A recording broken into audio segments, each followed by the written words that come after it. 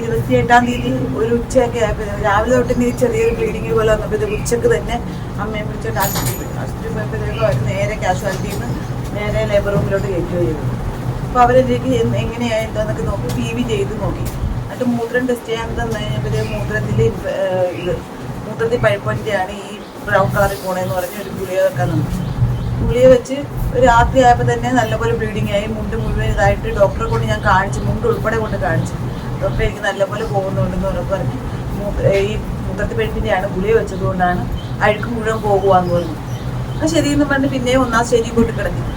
കുറേ കഴിഞ്ഞപ്പം ഒരു 1:30 കഴിഞ്ഞപ്പോഴത്തേക്കും പെട്ടെന്ന് വിലക്കം വീഴുന്ന പോലെ ഒരു ഇത് വന്നപ്പോഴത്തേക്കും ഞാൻ ഡോക്ടറിലേക്ക് ചെന്ന് പെട്ടെന്ന് എന്ന് പറഞ്ഞ് ഡോക്ടർ എനിക്ക് വിലക്കം വീഴുന്ന എന്താ പോലെ തോന്നുന്നു പറയുമ്പോൾ ഗ്യാസിൻ്റെ അന്ന് പറഞ്ഞ് പെട്ടെന്ന് തന്നെ കയ്യിൽ ഇഞ്ചക്ഷൻ എടുത്തു. ശരിക്കും വേദന വന്ന് സഹിക്കാൻ വയ്യാതെ വന്നപ്പോഴത്തേക്കും അങ്ങോട്ട് ചെന്നപ്പോഴത്തേക്കും അവർ പെട്ടെന്ന് കിടന്ന് നോക്കട്ടെ എന്ന് പറഞ്ഞു. അവർ മിഷ്യൻ വെച്ച് നോക്കുന്നതിന് മുന്നേ തന്നെ കൈ വെച്ച് നോക്കിയപ്പോൾ തന്നെ അവർക്ക് കൺട്രാക്ഷൻ ഉണ്ടെന്ന് മനസ്സിലായി. ഞാൻ പറഞ്ഞു എനിക്ക് ബാത്റൂമിൽ പോകാൻ മുട്ടെന്ന് പറഞ്ഞപ്പോഴേ അവർക്ക് സത്യം മനസ്സിലായത്. അതുവരെ അവർക്ക് മനസ്സിലായില്ല. ഞാൻ എടുത്തെടുത്ത് ചോദിക്കുന്നുണ്ട് ഈ ഗ്യാസിൻ്റെ വേദന തന്നെയാണ് ഡോക്ടർ, എനിക്ക് അത്രയ്ക്ക് സഹിക്കാൻ വയ്യ, എനിക്ക് മുതുകും പുറവും നടുവൊക്കെ വേറെ എടുക്കുന്നു പറഞ്ഞപ്പോഴും പറഞ്ഞു ഗ്യാസിൻ്റെ ആയിരിക്കും, നമുക്ക് നോക്കാം, അല്ലെങ്കിൽ ചിലപ്പോൾ ഇതിൻ്റെ ആയിരിക്കുള്ളൂ. അവർ സിമ്പിളായിട്ടാണ് പറഞ്ഞത്. ഇച്ചിരി കഴിഞ്ഞാൽ 15 മിനിറ്റിനുള്ളിൽ എനിക്ക് നേരെ ഷിഫ്റ്റ് ചെയ്യുക, പ്രസവിക്കുക, കയ്യിൽ കുഞ്ഞിനെ തരിക. വെറും 15 മിനിറ്റിനുള്ളിൽ. ഞാൻ ആ സമയത്ത് അങ്ങോട്ട് കയറി ചെന്നില്ലായിരുന്നെങ്കിൽ അതും നടക്കത്തില്ലായിരുന്നു. എൻ്റെ ഈ ബ്ലീഡിങ് മുഴുവൻ പോയതുകൊണ്ടാണ് എൻ്റെ കുഞ്ഞത് കുടിച്ചത്.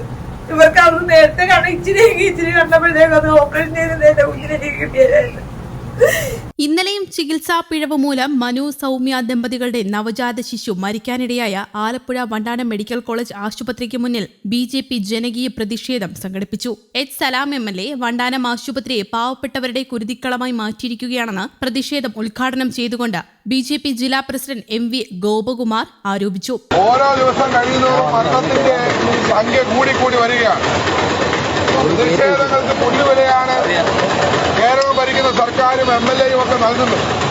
ഒരു പരിഹാരവും കാണാൻ കഴിയാത്ത ഒരു സാഹചര്യത്തിലേക്ക് പോകുമ്പോൾ രൂക്ഷമായ സമരത്തിലേക്ക് കടക്കേണ്ട സാഹചര്യമാണ് ഈ ആലപ്പുഴ മെഡിക്കൽ കോളേജിനെ സംബന്ധിച്ച് ഉണ്ടായിക്കൊണ്ടിരിക്കുന്നത്. കേരളം ഭരിക്കുന്നത് ആരാച്ചർമാരുടെ സർക്കാരാണ്. ഈ വിഷയത്തെ വളരെ ഗൗരവത്തോടെയാണ് പൊതുസമൂഹം നോക്കിക്കാണുന്നത്. ഈ വീഴ്ചകൾക്കെതിരെ തുടർ സമര പരിപാടിയുമായി BJP മുന്നോട്ട് പോവുകയാണെന്നും അദ്ദേഹം പറഞ്ഞു. അതേസമയം നവജാത ശിശു മരിച്ച സംഭവത്തിൽ വിശദീകരണവുമായി ആലപ്പുഴ മെഡിക്കൽ കോളേജ് പ്രിൻസിപ്പൽ രംഗത്തെത്തിയിരുന്നു. അണുബാധയെ തുടർന്നാണ് കുഞ്ഞ് മരിച്ചതെന്നും വീഴ്ച ഉണ്ടായിട്ടില്ലെന്നാണ് മെഡിക്കൽ കോളേജിന്റെ വിശദീകരണം. ജനിച്ചപ്പോൾ ഉണ്ടായ അണുബാധയാണ് മരണത്തിന് കാരണം. നോർമൽ ഡെലിവറിയാണ് നടന്നതെന്നും പ്രസവത്തിൽ അസ്വാഭാവികത ഉണ്ടായിരുന്നില്ലെന്നും പ്രിൻസിപ്പൽ വിശദീകരിച്ചു. ലേബർ റൂമിൽ തന്നെയാണ് പരിചരിച്ചത്. പ്രസവശേഷം മാത്രമാണ് പ്രസവ വാർഡിലേക്ക് മാറ്റിയത്. സീനിയർ ഡോക്ടർമാർ പരിചരിച്ചില്ല എന്നത് അവാസ്തവമാണെന്നും ആലപ്പുഴ മെഡിക്കൽ കോളേജ് പ്രിൻസിപ്പൽ കൂട്ടിച്ചേർത്തു. വണ്ടാനം സ്വദേശികളായ മനുവിന്റെയും സൗമ്യയുടെയും 7 ദിവസം പ്രായമായ കുഞ്ഞാണ് മരിച്ചത്. പ്രസവ വേദന വന്നിട്ടും സൗമ്യയെ ലേബർ റൂമിലേക്ക് മാറ്റിയില്ലെന്നും യുവതി വാർഡിൽ കിടന്ന് പ്രസവിച്ചെന്നുമാണ് ബന്ധുക്കളുടെ ആരോപണം. ആരോഗ്യ പ്രശ്നങ്ങളുണ്ടായിരുന്ന കുഞ്ഞിനെ ICUവിൽ പ്രവേശിപ്പിച്ചതായിരുന്നു.